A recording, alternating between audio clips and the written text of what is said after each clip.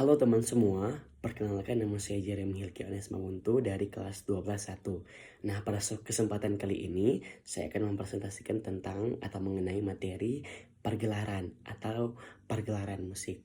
Tujuan saya membuat video ini untuk memenuhi tugas seni budaya dalam mencapai KKM ulangan tengah semester dengan mata pelajaran seni budaya. Selamat menyaksikan. Pergelaran musik. Apa itu pergelaran?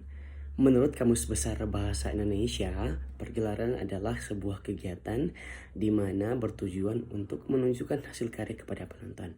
Nah, sedangkan atau maka pergelaran musik adalah kegiatan untuk menunjukkan hasil karya musik kepada penonton. Tentu, pergelaran musik ini terdiri dari 6 jenis, yaitu yang pertama, pergelaran musik tradisional dan pergelaran musik non-tradisional. Pergelaran musik tradisional dari seginya lebih terikat dengan aturan tradisi yang diwariskan. Sedangkan pergelaran musik non-tradisional itu tidak terikat pada aturan tradisi. Dan yang kedua yaitu pergelaran musik akustik dan non-akustik.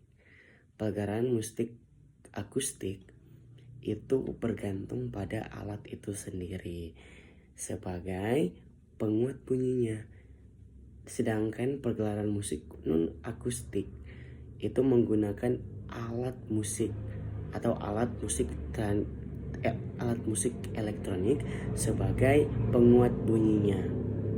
Nah, dan yang ketiga yaitu pergelaran musik populer dan kontemporer. Nah, pergelaran musik populer mementingkan tradisi dan jenis musik yang disukai oleh penonton. Sedangkan kontemporer itu mementingkan idealisme konsep musik penyajinya. Nah, yang keempat itu pergelaran musik vokal yang dimana jenis pergelaran ini berpusat pada suara manusia, diantaranya solo, duet, trio, quartet, vokal grup, paduan suara, dan lain sebagainya. Yang kelima, pergelaran musik ensemble dan orkestra. Jumlah pemain dalam ensemble biasanya terbatas, sedangkan jumlah pemain pada orkestra biasanya berjumlah banyak. Nah, kita lanjut pada yang keenam, yaitu pergelaran musik yang ditinjau dari style atau irama musik. Nah, pergelaran ini bergantung pada irama musik yang dibawakan sehingga memiliki contoh sebagai berikut. Yang pertama, band pop, dangdut, rock, keroncong, dan lain sebagainya. Nah, adapun fungsi dari pagelaran itu sendiri. Yang pertama, sebagai media aktualisasi diri dari para musisi, dan yang kedua, sebagai media pengembangan bakat. Yang ketiga, sebagai media apresiasi, dan yang keempat, sebagai media informasi atau komunikasi, dan yang kelima, sebagai media penggalangan donasi. Nah, kita berlanjut. Selanjutnya ada cara kita dalam mempersiapkan pagelaran musik itu. Nah, tentunya yang pertama mempersiapkan tim kerja dan anggota-anggotanya yang akan bekerja. Tentunya ada pimpinan produksi yang harus bertugas atas seluruh kegiatan yang dilaksanakan. Dan yang kedua yaitu ada stage manager yang bertugas atas seluruh kegiatan di atas panggung. Selanjutnya nih, ada penata panggung yang bertugas untuk mendesain panggung dan properti yang akan digunakan. Selanjutnya ada rias dan busana yang bertugas untuk merancang para penampilan dari para penyaji dari sisi tata rias dan tentunya busana. Selanjutnya penata suara.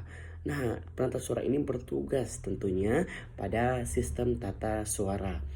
Kemudian yang selanjutnya yaitu penata cahaya yang bertugas dalam masalah pencahayaan lighting dan lain sebagainya. Nah, selanjutnya ada sekretaris produksi yang bertugas untuk mengurus persuratan, proposal, dan partisi musik. Kemudian bendahara. Tentu bendahara, kalau berbicara soal bendahara itu bertugas pada semua hal yang berhubungan dengan keuangan. Selanjutnya, tak kalah penting yaitu dokumentasi yang bertugas untuk mendokumentasikan seluruh kegiatan, baik itu foto maupun video dan lain sebagainya. Kemudian publikasi. Publikasi juga merancang seluruh kegiatan dan dipublikasikan ke seluruh media informasi yang ada. Nah, yang selanjutnya ada host manager. Nah, host manager ini bertugas di bagian tiketing gedung dan kenyamanan penonton serta seluruh yang terlibat. Nah, tentu ada pun kegiatan yang harus dilakukan oleh tim kerja yang ada, yaitu yang pertama, menentukan tema dan materi lagu. Hal ini sangat penting ketika kita harus menentukan tema dan materi lagu yang akan kita bawakan nanti. Yang kedua adalah menentukan jenis penyanyinya. Yang ketiga menentukan penyanyi dan pemain musik. Dan yang keempat menyusun jadwal pelaksanaan dan evaluasi latihan. Tentu harus di menyusun jadwal karena mengingat haruslah kita melakukan praktis agar dapat membawakan dengan baik. Yang selanjutnya yaitu menentukan tempat pagelaran dan yang selanjutnya mempublikasikan dan yang terakhir yaitu menyusun pendanaan. Nah, pergelaran musik itu haruslah ada rundownnya. Yang pertama ada gladi bersih. Setelah semua persiapan setelah selesai, tahap akhir yang biasanya dilakukan adalah gladi resik atau gladi bersih. Nah, gladi bersih atau gladi persiapan terakhir yang dilakukan oleh seluruh peserta yang akan tampil dalam pagelaran musik. Tentunya ini dibuat seolah-olah adalah pagelaran yang sebenarnya. Dan ketika mereka akan membawakan nanti, mereka akan merasa ini adalah pagelaran yang sesungguhnya, yang sementara berlangsung. Dan yang kedua yaitu pelaksanaan pagelaran. Nah, rundown pagelaran atau detailnya yang mencakup kolom nomor, waktu kegiatan acara penanggung jawab, hal-hal teknis, tempat, dan keterangan yang diadakan atau yang akan dilaksanakan itu harus ditempatkan pada rundown. Dan yang kedua itu pendukung pergelaran, di mana mereka harus datang lebih awal nih untuk memastikan semua hal sesuai dengan rencana. Nah, yang ketiga ini adalah evaluasi pelaksanaan pagelaran. Setelah kegiatan berlangsung atau telah selesai, biasanya diadakan acara pembubaran panitia. Dalam acara ini perlu diadakannya evaluasi atas penyelenggaraan sehingga ketika pagelaran ini telah selesai, hal-hal yang mungkin miskomunikasi atau tidak ada atau mungkin memiliki masalah dapat dievaluasikan dalam tahap evaluasi ini.